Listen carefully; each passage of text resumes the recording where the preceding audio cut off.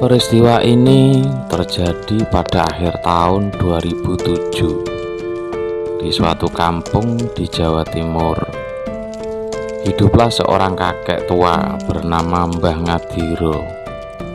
Ia sebatang kara, hidup sendirian di sebuah rumah yang cukup sederhana, namun terlihat kokoh untuk ukuran rumah tua.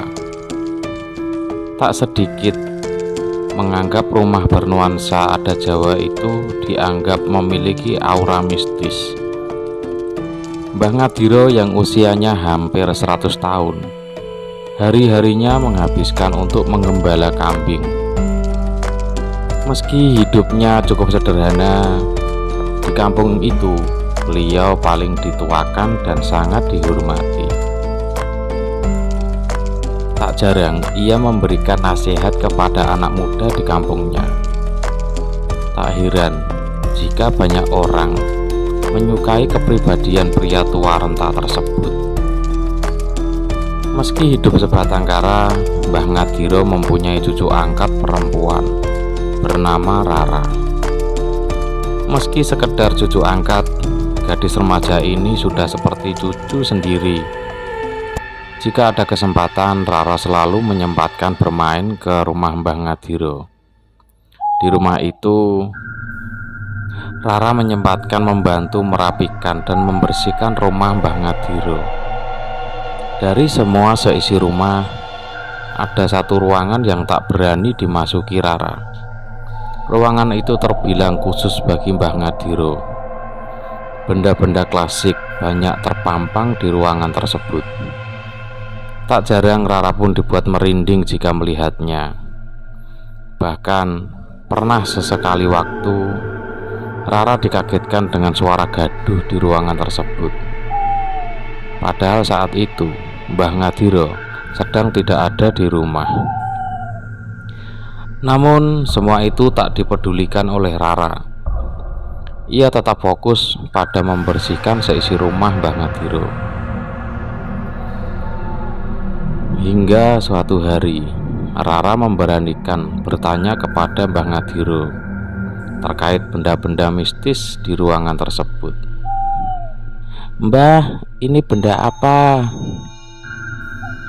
tanya Rara sambil menunjuk salah satu benda di ruangan itu. Namun Mbah Ngadiro hanya menjawabnya dengan senyuman.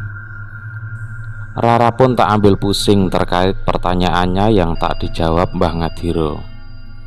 Ia kembali merapikan isi rumah Mbah Ngadiro. Hari sudah menjelang sore. Rara memutuskan pulang ke rumahnya yang memang tak jauh dari rumah Mbah Ngadiro. Keesokan harinya, Rara beraktivitas seperti biasa. Pagi hari ia berangkat ke sekolah layaknya gadis-gadis remaja seusianya di kampung tersebut. Sementara di tempat terpisah, Mbah Ngadiro berangkat mencari rumput untuk pakan kambingnya. Hari sudah menjelang tengah hari. Waktu menunjukkan pukul setengah 12 siang. Mbah Ngadiro nampak sudah berada di rumahnya. Setelah makan dan melaksanakan sholat duhur, lalu ia beristirahat di kamarnya. Tak lama kemudian ia pun terlelap. Sementara Rara baru pulang dari sekolahnya. Sesaat ia berbincang-bincang dengan orang tuanya. Tiba-tiba Rara dikejutkan kedatangan seorang tetangga yang datang dari arah pintu depan. Ia terlihat kelelahan, seperti habis berlari. Tanpa basa-basi, ia langsung menyampaikan kabar. "Ra, kamu cepat ke rumah Mbah Ngadiro," ucapnya sesekali mengatur nafas karena sehabis berlari. Rara sedikit heran dan kaget. "Ada apa ya?" tanya Rara sedikit heran. "Ra, Mbah Ngadiro meninggal dunia," jawabnya.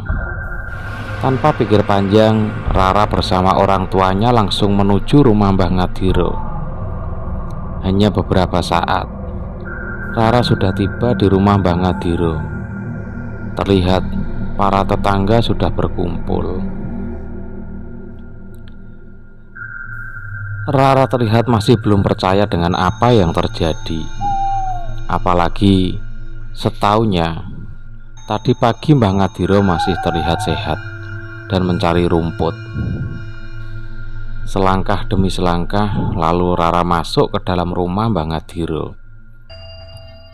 Di tengah-tengah ruang tamu, ia melihat sosok tubuh tua renta yang sudah kaku, ditutupi kain. Sementara orang-orang di sekelilingnya terlihat membaca Al-Quran secara bersamaan. Tak ada kata-kata yang terucap dari mulut Rara. Terlihat matanya mulai sembab. Tak lama kemudian, air matanya pun terjatuh. Hatinya terpukul. Kakek tua yang ia amat sayangi kini sudah terbujur kaku. Tak ada lagi nasihat dari kakek tua itu kepada Rara.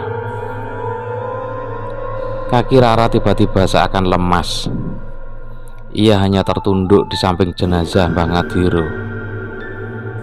Ingin menangis sekencang-kencangnya, namun ia merasa malu dengan para tetangga yang sudah memenuhi rumah Mbah Ngadiro. Para tetangga pun juga tahu Rara lah yang selama ini dikenal paling dekat dengan Mbah Ngadiro.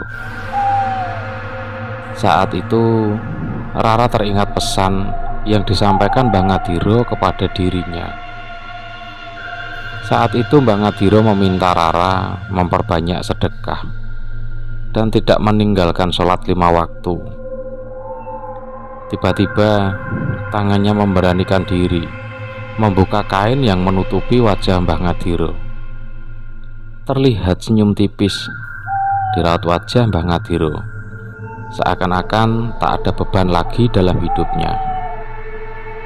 Air mata Rara pun lagi-lagi tak tertahankan. Hatinya menjerit sejadi-jadinya. Orang tua Rara pun mencoba menenangkan hati putrinya tersebut. Mereka paham betul bahwa Rara sangat terpukul atas kepergian Mbah Ngadiro. Waktu terus berlalu. Pengurus jenazah Mbah Ngadiro sudah selesai, dan sudah waktunya jenazah itu dikuburkan.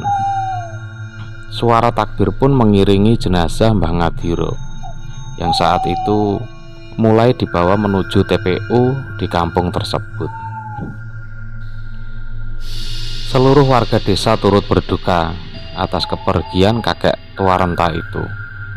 Apalagi semasa hidupnya Mbah Ngadiro dikenal banyak menolong orang lain. Tak terasa langkah kaki para pengantar jenazah sudah hampir tiba di TPU setempat. Namun tiba-tiba 4 laki-laki yang membawa keranda jenazah dikagetkan dengan suara batuk.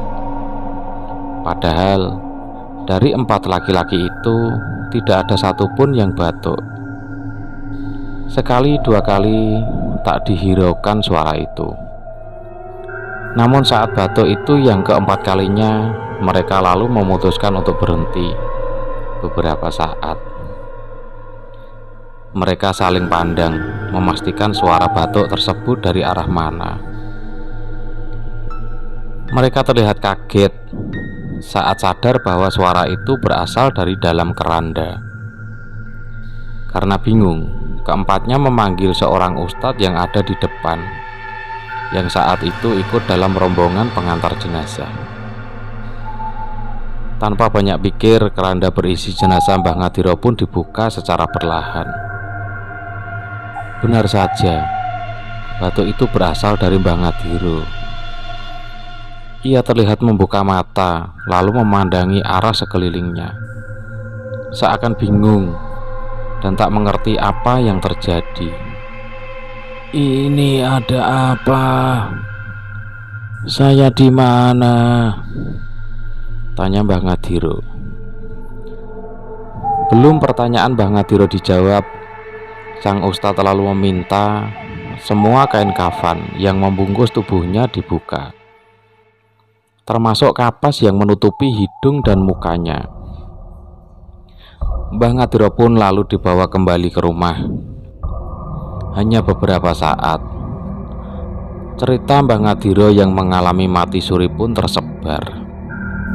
Ada yang merasa ketakutan, namun tak sedikit pula yang menganggap ini merupakan hidayah. Lalu beberapa saat, para tetangga yang semula memenuhi rumah Mbah Ngadira sudah kembali pulang ke rumah masing-masing. Hanya Rara yang masih setia menemani Mbah Ngadira. Sementara orang tua Rara membantu membersihkan rumah Mbah Ngadira. Suasana rumah tersebut kembali sepi. Hanya ada Mbah Ngadira, Rara, dan orang tuanya. Saat itulah Mbah Ngadira menceritakan apa yang dialami selama mati suri. Kepada Rara, kisah itu diceritakan dari awal hingga akhir. Saat itu sepulang mencari rumput, Mbah Ngadira melaksanakan sholat duhur dan makan siang. Karena lelah, ia pun memutuskan rebahan di kamarnya. Hanya beberapa saat, ia pun terlelap.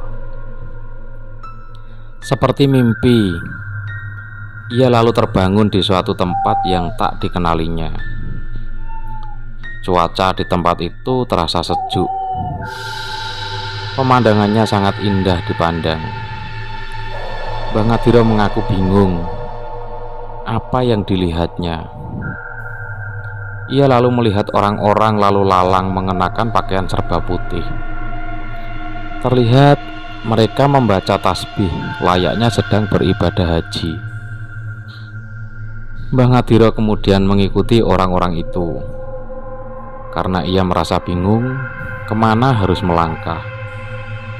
Tak lama kemudian, seorang pria menghampiri Mbah Ngadira. Badannya tinggi tegap, wajahnya tampak bersinar. "Mbah, kamu sedang apa di sini?" ucap pria itu. "Saya nggak tahu. Saya juga bingung kenapa saya tiba-tiba di sini," kata Mbah Ngadira menjawab pertanyaan pria tersebut. Lalu pria itu kembali berucap, "Mbah, kamu belum waktunya ada di sini. Jadi sekarang Mbah pulang saja," ucapnya. "Tapi saya bingung harus lewat mana," jawab Mbah Ngadira. Kemudian pria itu menunjukkan sebuah pohon yang di sekelilingnya tampak bercahaya. Tanpa pikir panjang, Mbah Ngadira menuruti apa yang diperintahkan pria itu. Ketika tiba di pohon, tiba-tiba Mbah Ngadira tersadar. Namun ia merasa bingung berada di mana. Pandangannya gelap, hidungnya tersumbat kapas. Atas alasan itulah kemudian di dalam keranda Mbah Ngadira terbatuk. Setelah dibuka, Mbah Ngadira baru sadar bahwa ia sedang berada dalam keranda mayat. Usai menceritakan kisahnya itu, Mbah Ngadira kembali memberikan nasihat kepada Rara. Rara pun tak banyak bicara. Hatinya kembali tenang saat melihat Mbah Ngadira terlihat sehat seperti biasanya lagi. Terima kasih sudah mengikuti kisah-kisah mistis di Pena Hitam Cermis. Sampai jumpa di kisah mistis selanjutnya.